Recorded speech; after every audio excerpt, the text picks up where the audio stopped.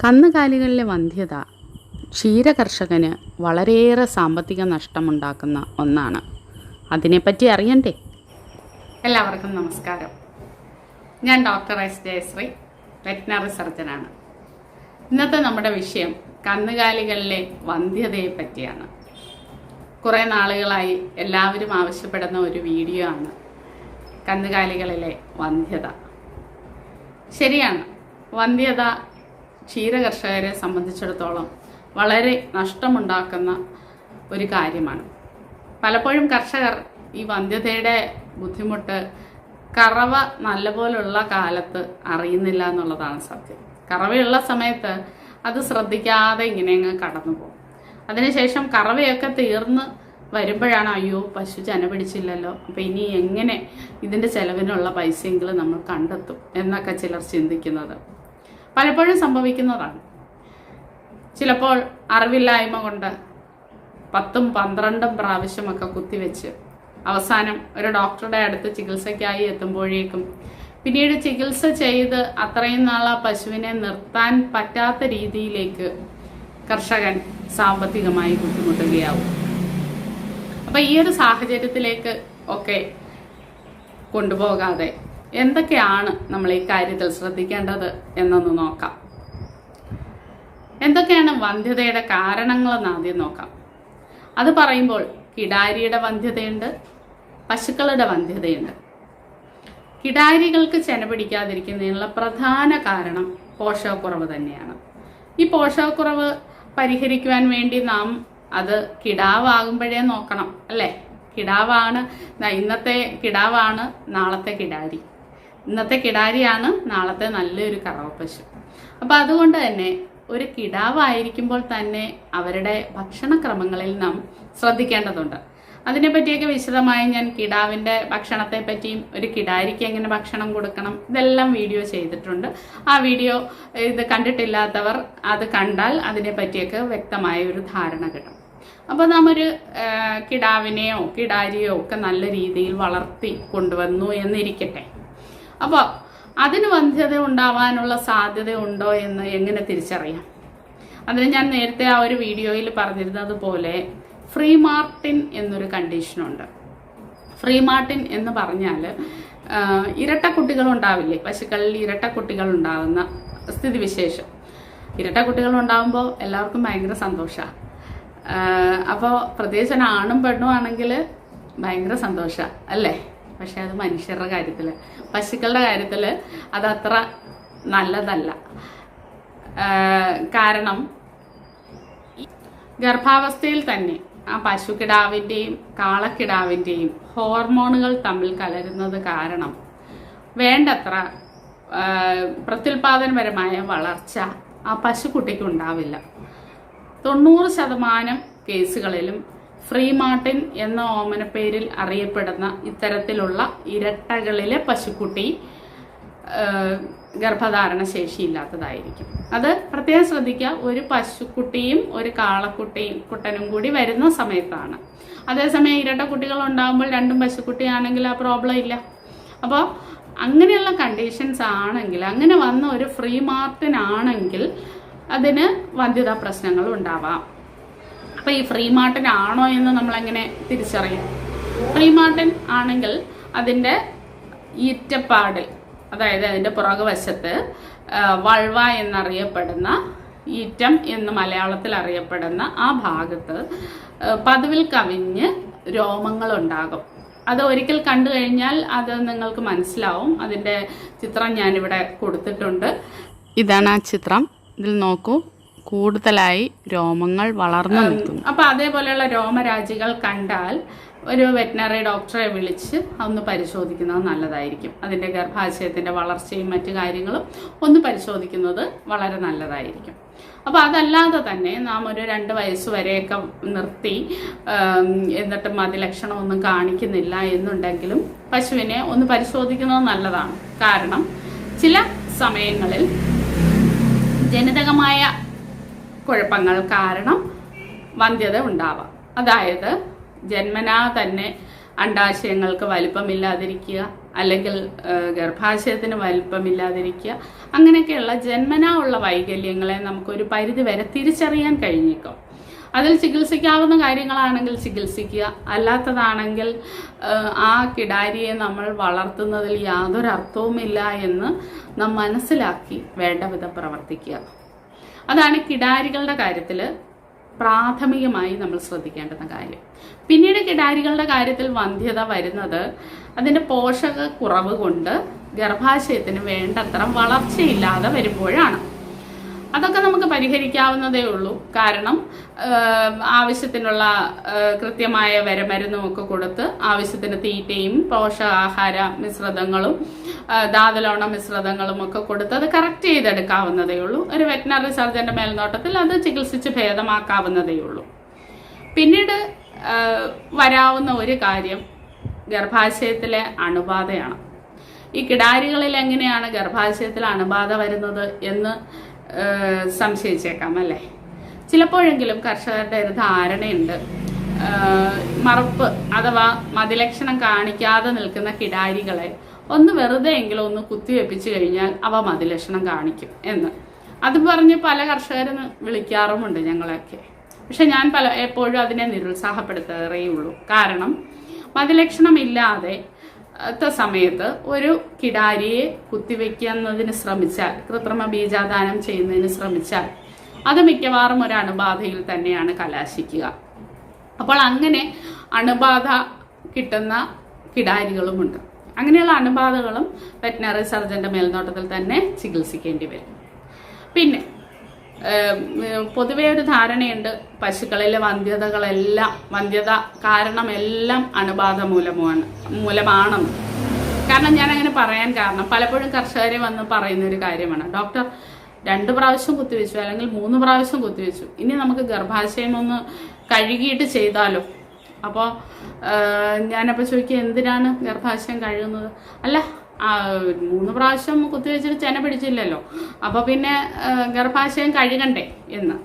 ഇത് കർഷകരിൽ കാലങ്ങളായി വേരൂന്നിയിരിക്കുന്ന ഒരു അബദ്ധ വിശ്വാസം കൊണ്ടാണ്. കാരണം ഗർഭാശയത്തിലെ അണുബാധ വന്ധ്യതയുടെ ഒരു കാരണം മാത്രമാണ്. മറ്റെന്തൊക്കെ കാരണങ്ങളുണ്ട്, അതെന്താണ് കൃത്യമായ കാരണം എന്ന് കണ്ടുപിടിച്ചിട്ട് വേണം ചികിത്സ നിശ്ചയിക്കാൻ. അപ്പോൾ പലപ്പോഴും കർഷകരുടെ ധാരണ ഈ ഒരൊറ്റ ചികിത്സ മാത്രമാണ് വന്ധ്യതയ്ക്കുള്ളതെന്നാണ്. എന്നാൽ അങ്ങനെയല്ല. ഹോർമോൺ തകരാറുകൾ കൊണ്ടുണ്ടാവാം, അണ്ടാശയത്തിലെ കുഴപ്പങ്ങൾ കൊണ്ടുണ്ടാവാം, ഗർഭാശയത്തിന്റെ കുഴപ്പങ്ങൾ കൊണ്ടുണ്ടാവാം, അങ്ങനെ പല ഒട്ടനവധി കാരണങ്ങൾ കൊണ്ട് വന്ധ്യതയുണ്ടാകാം. അപ്പൊ ആ ശാസ്ത്രീയമായ കാരണങ്ങളൊന്നും ഞാനിവിടെ പറയുന്നില്ല. വന്ധ്യതയെ ഒരു കർഷകൻ എങ്ങനെ നേരിടണം എന്നുള്ളത് മാത്രമാണ് പറയുന്നത്.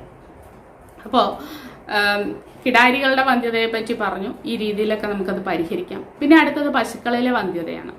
പശുക്കളിൽ ഒരു പശുവിന് വന്ധ്യത എന്ന വാക്ക് ഞാൻ ഉപയോഗിക്കുന്നത് കൊണ്ട് മനസ്സിലാവുന്നുണ്ടാവുമല്ലോ അല്ലെ? ഗർഭധാരണത്തിന് താമസം വരുന്ന ഒരു രീതിയെയാണ് ഈ വന്ധ്യത എന്ന് പറയുന്നത്. പശുക്കളിലെ വന്ധ്യതയ്ക്ക് ഒട്ടനവധി കാരണങ്ങളുണ്ട്. അതായത് അതിൻ്റെ ജനന വൈകല്യങ്ങൾ, അസുഖങ്ങൾ, ആ അസുഖങ്ങൾ തന്നെ അണുബാധകളുണ്ട്, അല്ലാതെയുള്ള മറ്റ് ഘടനാപരമായ അസുഖങ്ങളുണ്ട്, അങ്ങനെ ധാരാളം കാര്യങ്ങളുണ്ട്. ആ അസുഖങ്ങളെ പറ്റിയോ മറ്റ് അതിൻ്റെ ശാസ്ത്രീയമായ കാര്യങ്ങളെ പറ്റിയോ ഞാൻ പറയുന്നില്ല. ഇവിടെ ഞാൻ പറയുന്നത്, ഒരു കർഷകൻ തൻ്റെ പശുവിന് വന്ധ്യതയുണ്ടോ എന്ന് എങ്ങനെ മനസ്സിലാക്കാം, അങ്ങനെയുണ്ടെങ്കിൽ ആ കർഷകൻ എന്താണ് ചെയ്യേണ്ടത്, ഈ കാര്യത്തിലാണ് ഈ വീഡിയോയിൽ ഊന്നൽ നൽകുന്നത്.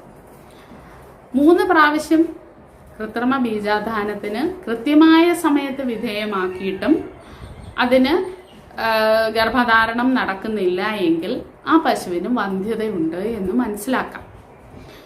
അപ്പോൾ ഈ 3 പ്രാവശ്യം കൃത്യമായി എന്ന് പറഞ്ഞത് എന്തുകൊണ്ടെന്നാൽ പശുവിന് കൃത്രിമ ബീജാധാനം നടത്തേണ്ടത് അതിൻ്റെ കൃത്യമായ സമയത്തിനായിരിക്കണം. അതിനെപ്പറ്റിയൊക്കെ നമ്മൾ ധാരാളം വീഡിയോകൾ ഞാൻ ഈ ചാനലിൽ തന്നെ ചെയ്തിട്ടുണ്ട്. സംശയമുള്ളവർക്ക് അത് കാണാവുന്നതാണ്.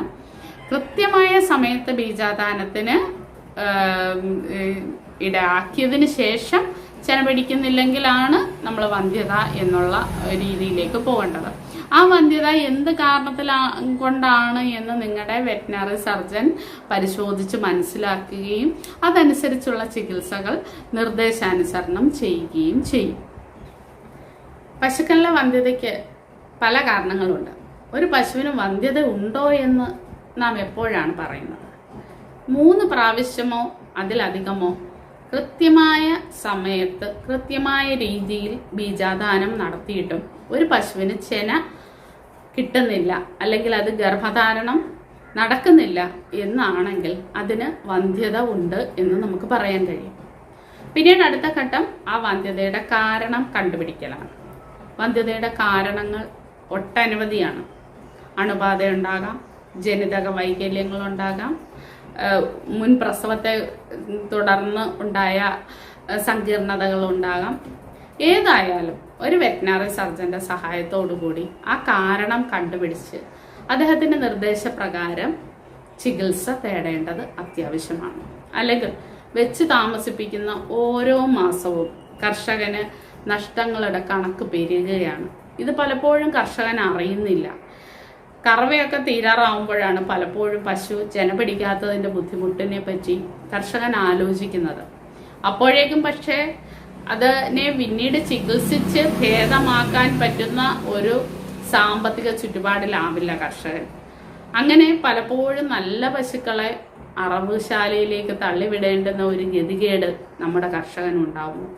അപ്പോൾ അതുകൊണ്ടാണ് ഏതൊക്കെ രീതിയിലാണ് ഇത് വന്ധ്യത ഉള്ളതാണോ അതോ മറ്റെന്തെങ്കിലും പ്രശ്നമാണോ എന്ന് തിരിച്ചറിയേണ്ടത് അത്യാവശ്യമാണ് എന്ന് തോന്നിയത്. ആദ്യം തന്നെ വരാം, പോഷകക്കുറവ് മൂലം പശുക്കളിൽ മതി ഉണ്ടാവാതെ ഇരിക്കും. പ്രസവിച്ചിട്ട് 4-5 മാസം കഴിഞ്ഞിട്ടും മതിലക്ഷണം കാണിക്കുന്നില്ല എങ്കിൽ പോഷകാഹാരക്കുറവ് തന്നെയായിരിക്കും പ്രധാനമില്ല.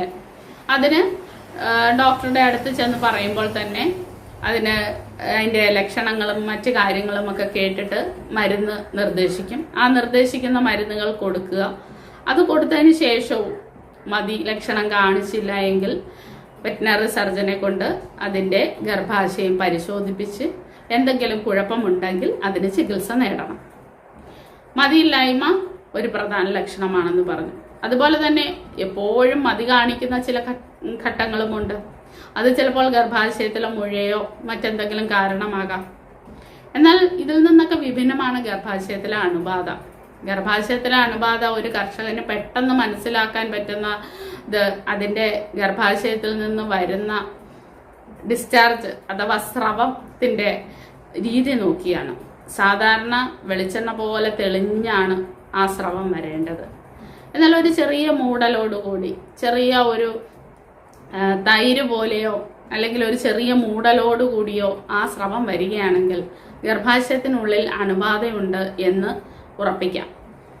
അത് ഒരു കർഷകൻ അത് കണ്ടെത്തിയാലുടൻ ആ ഒരു കാര്യം വെറ്റിനറി സർജന്റെ ശ്രദ്ധയിൽപ്പെടുത്തേണ്ടത് അത്യാവശ്യമാണ്. അങ്ങനെ ശ്രദ്ധയിൽപ്പെട്ട് കഴിഞ്ഞാൽ വെറ്റിനറി സർജൻ അതനുസരിച്ച് ഉള്ള ചികിത്സകൾ ചെയ്യുന്നതിന് ഇത് സഹായകരമാകും. അങ്ങനെയുള്ള സമയങ്ങളിൽ ചിലപ്പോൾ ഗർഭാശയത്തിനകത്തേക്ക് മരുന്നുകൾ ചെയ്യേണ്ടി വരും, ചിലപ്പോൾ സിരകളിലൂടെയും മരുന്നുകൾ ചെയ്യേണ്ടി വരും. ഏത് രീതിയിലാണെങ്കിലും അതൊക്കെ ഒരളവ് വരെ ചികിത്സിച്ച് ഭേദമാക്കാൻ പറ്റുന്നതാണ്. ജനിതകമായ വൈകല്യങ്ങൾ മൂലമുണ്ടാകുന്ന വന്ധ്യതയാണ് ചികിത്സിച്ച് ഭേദമാക്കാൻ ബുദ്ധിമുട്ടുള്ളവ. അത് പ്രധാനമായും കിടാരികളിലാണ് കണ്ടുവരുന്നത്. കിടാരികളുടെ കാര്യം ഞാൻ നേരത്തെ പറഞ്ഞല്ലോ, കിടാരികളുടെ കാര്യത്തിൽ നാം എന്തൊക്കെയാണ് ശ്രദ്ധിക്കേണ്ടത് എന്ന്. പശുക്കളുടെ കാര്യത്തിൽ അണുബാധ ഉണ്ടാവാതിരിക്കണമെങ്കിൽ നാം ചില കാര്യങ്ങൾ ശ്രദ്ധിക്കണം. കിടാരികളെ പോലെ തന്നെ മതിയില്ലാത്ത സമയത്ത് കുത്തിവെക്കുന്നത് ഒഴിവാക്കുക. പിന്നെ കൃത്യമായ രീതിയിലല്ലാതെ, കൃത്യമായ സമയത്തല്ലാതെ, കൃത്യമായ ശുചിത്വ മുറകൾ പാലിക്കാതെ ഉള്ള ബീജാദാനവും ഇതുപോലെ അണുബാധയ്ക്ക് ഇടയാക്കിയേക്കാം. പിന്നെ വളരെ സങ്കീർണതയുള്ള ഒരു പ്രസവത്തിന് ശേഷം അടുത്ത പ്രാവശ്യം ചിലപ്പോൾ ഗർഭാശയത്തിന് ചില അണുബാധകളുടെ ശേഷിപ്പുകൾ കണ്ടേക്കാം. അങ്ങനെയാണെങ്കിലും അതിന് ചികിത്സ വേണ്ടിവരും. വന്ധ്യതാ ചികിത്സയിൽ പ്രധാനമായും ശ്രദ്ധിക്കേണ്ടത് നമ്മുടെ കേരളത്തിലെ ക്ഷീര കർഷകർ പ്രധാനമായും ഒരു ഉപജീവന മാർഗമായാണ് ഇപ്പോൾ പശു വളർത്തലിനെ കാണുന്നത്. അപ്പോൾ ഒരു ഉപജീവന മാർഗമായി കാണുമ്പോൾ 3 പ്രാവശ്യമോ അതിലധികമോ കുത്തിവെച്ച് കഴിഞ്ഞ് ചെന പിടിക്കുന്നില്ല എങ്കിൽ തീർച്ചയായും അതിനെ വന്ധ്യതാ ചികിത്സയ്ക്ക് വിധേയമാക്കണം. അതല്ലാതെ 10 പ്രാവശ്യവും 15 പ്രാവശ്യവും ബീജാധാനത്തിന് വിധേയമാക്കിയിട്ട് പശുവിനെ അറവശാലയിലേക്ക് ഒരിക്കലും അയക്കരുത്. അതിനെ കൃത്യമായ ചികിത്സയ്ക്ക് വിധേയമാക്കുക. ചികിത്സിച്ച് ഭേദമാക്കാൻ പറ്റുന്നില്ല എങ്കിൽ മാത്രം മറ്റ് നടപടികൾ സ്വീകരിക്കുക. അല്ല എങ്കിൽ എത്രയും പെട്ടെന്ന് ചികിത്സിച്ച് ഭേദമാക്കി അതിനെ പ്രത്യുൽപാദനക്ഷമമാക്കുക എന്നുള്ളതാണ് ഒരു ക്ഷീരകർഷകൻ ചെയ്യേണ്ടുന്ന ഏറ്റവും പ്രധാനപ്പെട്ട കാര്യം. അതിനു വേണ്ടിയിട്ട് ചില മുൻകരുതലുകൾ എടുക്കാം. പ്രസവശേഷം 3 മാസത്തിന് ശേഷവും മതിലക്ഷണം കാണിക്കുന്നില്ല എങ്കിൽ ഉടനെ ഡോക്ടറെ സമീപിക്കുക. അതുപോലെ തന്നെ 3 പ്രാവശ്യത്തിലധികം കൃത്രിമ ബീജാദാനം നടത്തിയിട്ടും ചെന പിടിക്കുന്നില്ല എങ്കിൽ അതിനെ ചികിത്സയ്ക്ക് വിധേയമാക്കുക. നീണ്ട വന്ധ്യതാ ചികിത്സയ്ക്ക് ശേഷവും ചെന പിടിക്കുന്നില്ല എങ്കിൽ അക്കാര്യം ഡോക്ടറോട് വിശദമായി ചോദിച്ച് മനസ്സിലാക്കി ആ മൃഗത്തെ ഒഴിവാക്കുന്നതിനുള്ള നടപടികൾ സ്വീകരിക്കുക. അങ്ങനെയൊക്കെയുള്ള കാര്യങ്ങൾ ഒരു ലാഭകരമായ പശു വളർത്തലിന് വളരെ അത്യന്താപേക്ഷിതമാണ്.